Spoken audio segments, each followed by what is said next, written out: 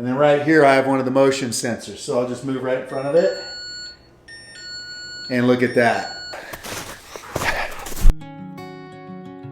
Hey everybody, welcome back to Life in the North 40. I'm Rick. We are excited. In today's video, we are going to show you a quick and easy and inexpensive home security hack that anyone can do, to include you.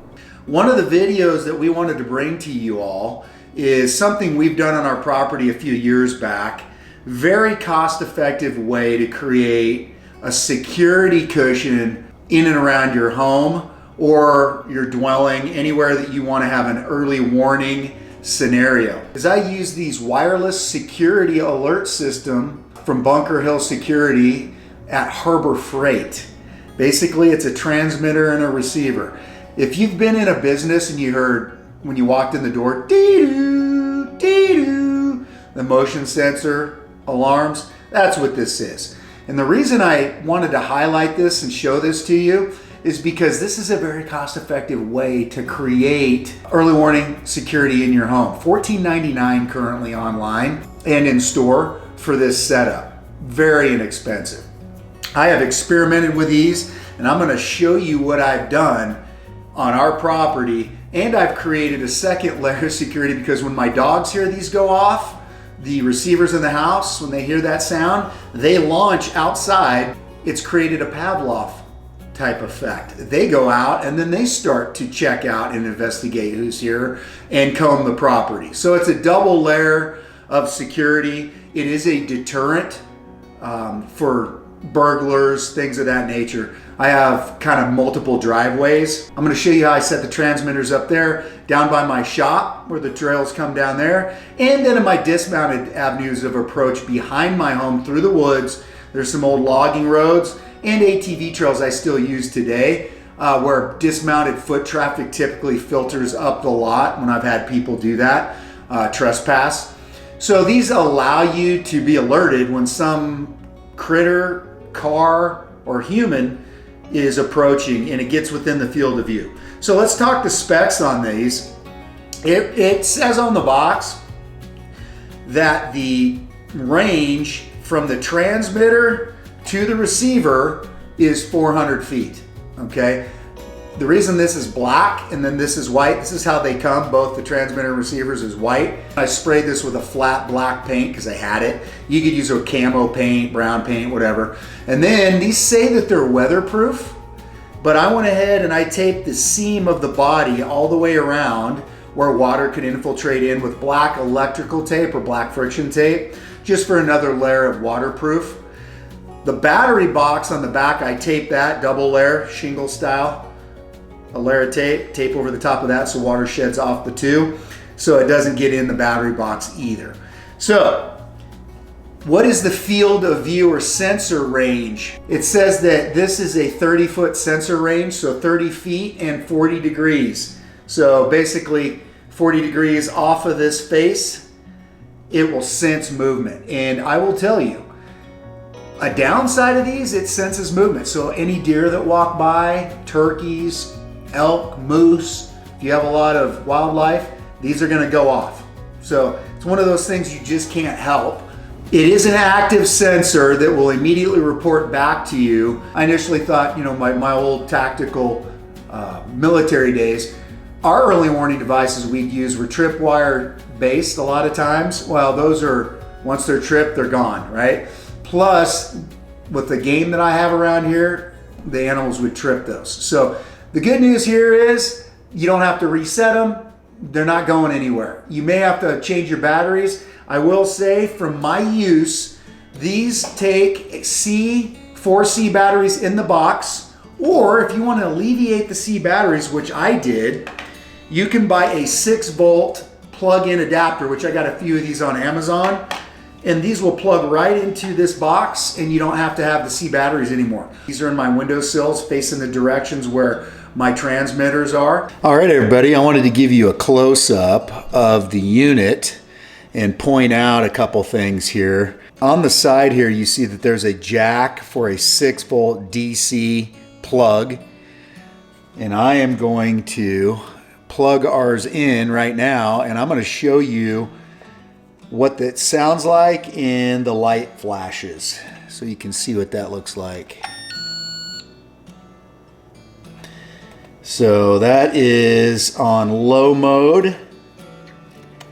Then you can turn this to high volume. You can tell that's super loud. Low is plenty good for us. Or you can just turn the sound off in the off position here. So you got off, high, low. That is a close-up of the unit. On the back, here's your two screw mounting keyhole positions. Your battery box has a screw. And again, this is C batteries, or I highly recommend you just buy the DC 6-volt jack plug here. So that is basically everything you need to know. Setting these up, that 400-foot range from here to here is affected by terrain and vegetation.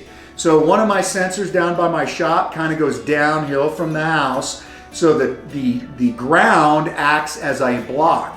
So I had to raise the sensor up high enough to where it would shoot to the receiver that's in the kitchen window. Okay, so you have to set these up by trial and error. Set these up, walk by them, get your angles for the area that you want to sense, and you want to have this track and protect.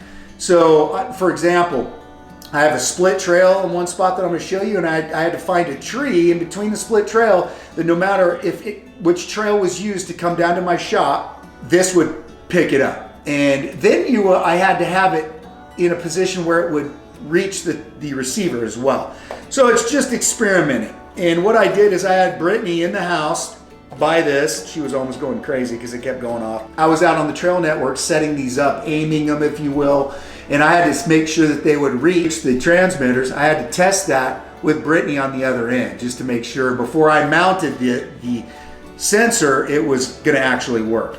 And how do you mount these? There is a keyhole style screw hole here that you can just kind of put your screw in, seat this and sink it down, and it stays on the tree or item really well.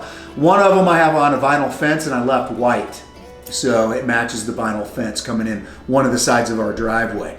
So anyway, that's kind of all the down and dirty details that you need to know. Let's go see how I set these babies up. In the windowsill, I have the receiver gives you the audible alert.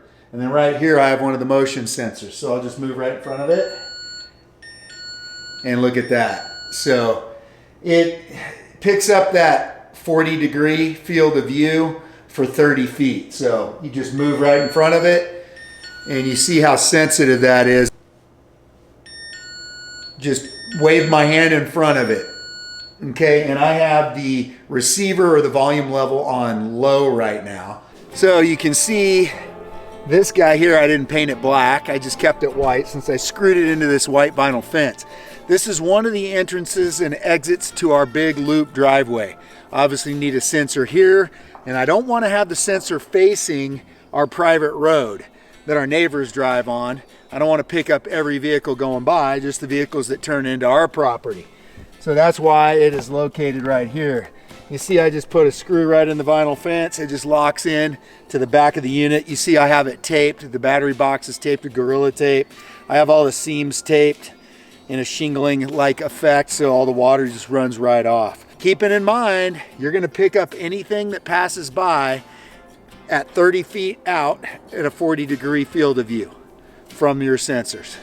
Choose wisely where you put them. Second sensor here on this entrance and exit to our driveway. So we have two, like I showed you the white vinyl fence area. This is the other entrance exit to our driveway that you can go around or come in or out either entrance. So this one here picks up anybody moving by on the road that you're currently located on. Again, I don't want to have this aiming towards a main road where I'm going to pick up every car going by. I want to have it pick up just the cars coming onto my property, or vehicular traffic, or foot traffic, or animals, whatever. So this location here picks up the flanks as it goes by. So we'll show you what that looks like.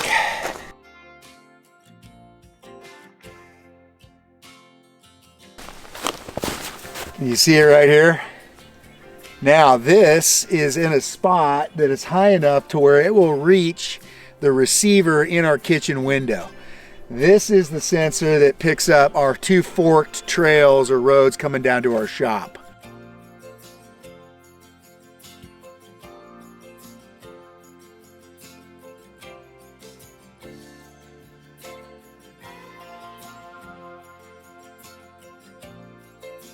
Well, I wanted to show you where I have the receiver unit located for the sensors that's on that driveway straight out past the deer out there walking around.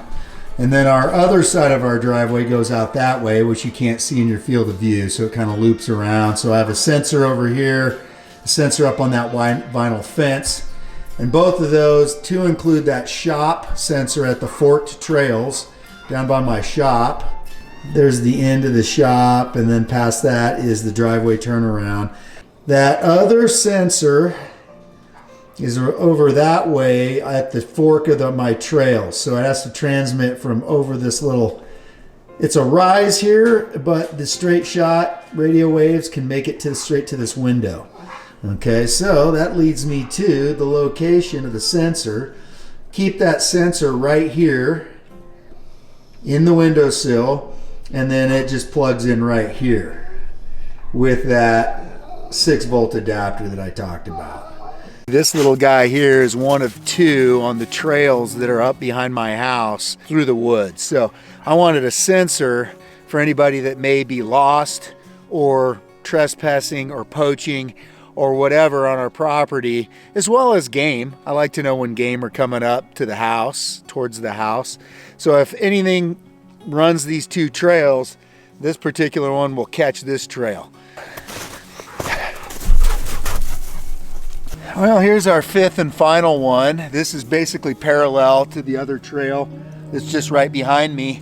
I tried to get these as far from the receiver station, but would still reach. And so the further you get, the more early warning you get, the more time you have, right, to prepare or react. So these are as far as they will reach due to my terrain and vegetation here below the house to the receiver. So you'll see those receivers and where I positioned those as well.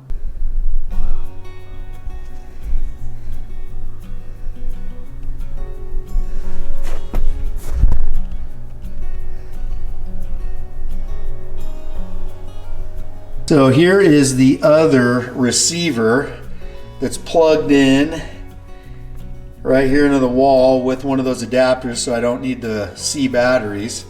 And it's sitting on the windowsill at the very back of our living room that is looking back over this window, back where those trails come in towards the house. One trail comes down in through here, and then there's another one along that back tree line. And they run parallel on down to the middle, past the middle of the lot that way. So both of those sensors reach this particular receiver, and it seems it's in this location here in the windowsill. Through trial and error, seems to be the best spot, kind of on this side of the windowsill, right where it is. So there it is. Get that old one out, put a new one in.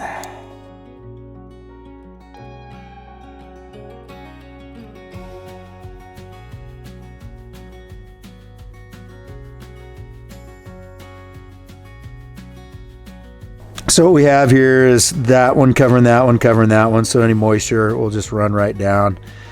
The sides are sealed. And then this factory seam across the top, after I painted it, I put tape all the way around it to cover those seams as well. Everybody, thanks for joining us today on an easy way to boost your home security that's inexpensive, easy, and user-friendly. I hope you enjoyed our content. Don't forget to like and subscribe, and thanks for joining us on Life in the North 40. The chickens are always jealous when I'm filming and they're not included. So